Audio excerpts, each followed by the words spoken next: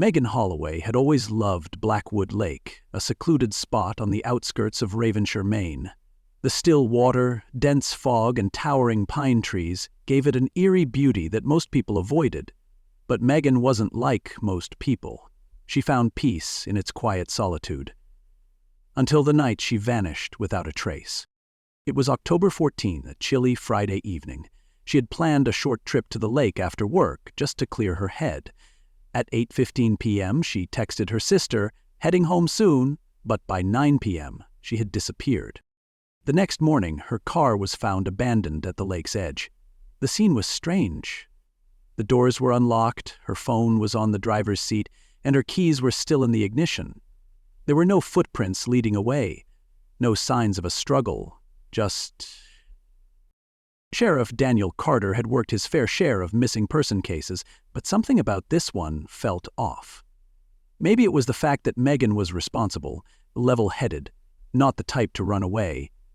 Or maybe it was the single, muddy footprint leading into the woods, but none leading out. Locals whispered that Blackwood Lake had a history of disappearances. A woman named Rachel Sanderson had gone missing there in 1985, and another girl, Emily Hart, in 2005. Neither was ever found. Some blamed the fog, saying it swallowed people whole. Others spoke of the whispers, eerie voices that lured people deeper into the woods. But Carter wasn't one for ghost stories. Standing by Megan's abandoned car, he examined the lake, the dense tree line beyond it, and the unsettling quiet that filled the air. His gut told him one thing. Megan didn't leave on her own. She was taken. And if he didn't find her soon, she might become just another name on the long list of people who had vanished into the fog. The first real clue came from Lily Grayson, Megan's best friend. She arrived at the sheriff's station, eyes wide with fear, hands trembling as she clutched a steaming cup of coffee. "I saw something that night," she whispered. Sheriff Carter leaned in. "What did you see?" Lily swallowed hard. "I was driving home from work. I passed Blackwood Lake around 8:45 p.m. and Megan's car was there. I didn't think much of it. She loved that place, but then..." She hesitated, her voice dropping lower. "I saw someone else, a figure, standing in the fog, watching her." Carter's spine stiffened. "Could you see their face?" She shook her head. "No, the fog was too thick. But they were tall, standing completely still, and when I slowed down to get a better look..." She shuddered. "They just melted into the mist." That detail gnawed at Carter. People didn't just vanish into fog, and the more he thought about it, the more uneasy he felt. Then came the gas station footage. The station was a few miles from Blackwood Lake, the last stop before the turnoff. Megan had pulled in at 8:43 p.m., filling up her tank. The security cameras captured her shifting uneasily, constantly glancing over her shoulder. Then, at 8:46 p.m., a black SUV with tinted windows pulled into the lot. The driver never got out, never bought gas, never moved. They just sat there, watching her. Carter rewound the footage, playing it over and over. Something about the SUV set off every alarm in his head. When Megan pulled out of the station, the SUV followed her. This wasn't a coincidence. Someone had been tracking her movements.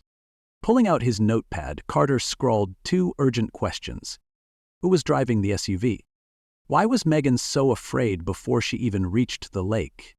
Because if the SUV followed her there, that meant Megan didn't go missing by accident. She was taken on purpose. And whoever took her was still out there. Sheriff Carter sat at his desk, flipping through Megan Holloway's case file. The black SUV had been the first real lead, but no traffic cameras caught its license plate. It was as if the vehicle had vanished, just like Megan. But Carter knew better. People don't just vanish. Someone always knows something. His next stop was Megan's apartment. It was a small, cozy space filled with photographs of her and her sister, books stacked on the coffee table, and a half-finished cup of tea still sitting by the sink. It felt frozen in time, as if she'd never planned to disappear. Her bedroom was tidy, except for the bedside drawer, which was slightly ajar. Inside, Carter found something that made his pulse quicken: a notebook. Flipping it open, he scanned the pages, his gut twisting at what he read. "I keep seeing the same black SUV near my work. Am I imagining things? Felt like someone was following me on my run today. Maybe just my mind playing tricks? Okay, this is real. Third time this week, SUV parked outside my apartment. Different spots, but same car. If something happens to me, don't believe it was an accident." Carter exhaled sharply, his fingers tightening around the notebook. Megan knew she was in danger. But why hadn't she told anyone? Searching further, he booted up her laptop and checked her emails. Most were routine: work, shopping receipts, social media updates. But then he found an unsent draft addressed to someone named Ben Foster. The subject line sent a chill down his spine. "Urgent, I know the truth about Blackwood Lake." The message was short, unfinished. "Ben, I finally have proof. Blackwood Lake isn't just a legend. I can't talk here. Meet me in person. If I disappear, you'll know why." Carter's pulse pounded. Who was Ben Foster? What had Megan discovered? One thing was clear: she hadn't just been randomly abducted. She had uncovered something dangerous, and someone wanted to silence her. Sheriff Carter sat across from Ben Foster, a wiry man in his late 40s with tired eyes and an air of paranoia. The journalist had agreed to meet at a diner on the outskirts of town, away from prying eyes. He stirred his coffee absent-mindedly, glancing around as if expecting someone to be watching. "You shouldn't be looking into this, Sheriff," Ben muttered. Carter leaned in. "Then why did Megan reach out to you?" Ben sighed, rubbing his temples. "Because she figured out what I already knew. Blackwood Lake isn't just a place where people disappear. It's part of a pattern. And Megan was about to blow it open." Carter folded his arms. "What pattern?" Ben reached into his bag and pulled out a stack of old newspapers. He spread them across the table, each headline more chilling than the last. "Local woman Rachel Sanderson missing 1,985. Teen girl Emily Hart vanishes near Blackwood Lake 2005. Unsolved cases, the Blackwood Lake disappearances continue." Carter's eyes narrowed. "These are decades apart." Ben nodded grimly. "Every 20 years a woman goes missing from that lake. Always the same circumstances, always no trace left behind." He exhaled, his fingers tapping anxiously on the table. "But there's more. Look at this." He pointed to a name buried in multiple articles. Everett Gaines, a retired police officer who had been part of every investigation. "You worked all the cases?" Carter asked. "Not just worked them," Ben said darkly. "He buried them." A sick feeling crept into Carter's gut. He had heard of Everett Gaines, a once respected officer who had left the force mysteriously in the late 90s. If Gaines had been covering up disappearances, the question was, why? Ben lowered his voice. "Megan found something, Sheriff. Something that scared her, and I think Gaines knows what it is." Carter clenched his jaw. If Megan had uncovered the truth, then finding Gaines wasn't just a lead. It was the only way to bring her back. But something about this felt bigger than one man. Something about Blackwood Lake felt alive. And it wasn't done taking people yet. Sheriff Carter pulled up to a run-down cabin deep in the woods, its wooden frame sagging under years of neglect. This was where Everett Gaines had been living since he left the force, a recluse tucked away from the world. Carter stepped out of his cruiser, the leaves crunching under his boots. He knocked firmly. No answer. He knocked again. Then, a rustling inside. "Everett Gaines, it's Sheriff Carter," he called out. "I need to talk to you about Megan Holloway."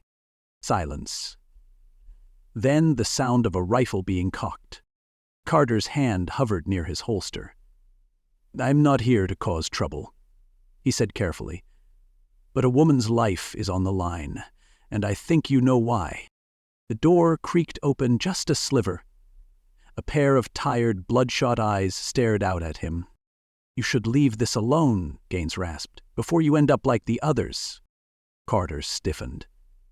Like the others? You mean Megan? Rachel Sanderson? Emily Hart? Gaines's gaze darkened. Then, with a sigh, he swung the door open and motioned Carter inside. The cabin was crammed with old case files, stacks of yellowed papers, maps, and photographs. Taped to the walls were missing person reports dating back decades, all of them connected to Blackwood Lake. Carter's stomach churned. What the hell is this? Gaines dropped into a chair, rubbing his temples. It started long before me, before you. Hell, before this town was even on a map. Every 20 years, someone disappears near that lake. But no one wants to admit the truth. What truth? Gaines's voice was barely above a whisper. It's a sacrifice. Exercise is a sacrifice. Carter frowned. A sacrifice to what? Gaines hesitated. Then he pulled a weathered, black-and-white photograph from a folder and slid it across the table. It showed a group of men in old sheriff's uniforms standing near the lake. In the background, the mist over the water seemed unnatural. Every 20 years they take someone, Gaines said grimly. And if they don't, something much worse happens. Carter's pulse pounded in his ears. Megan hadn't just stumbled onto a crime. She had uncovered a ritual, and the clock was running out. Sheriff Carter gripped the old photograph, his pulse hammering in his ears. The idea of a sacrifice sounded like madness, but deep down he knew Gaines wasn't lying. Who's behind this? Carter demanded. Who chooses the victims? Gaines exhaled, his weathered face pale. It's not a person, it's the lake. Carter frowned. That doesn't make any sense.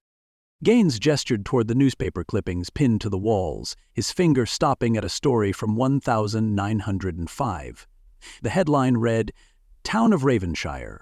Founded near mysterious waters. Locals report strange occurrences. The town's founders knew, Gaines said.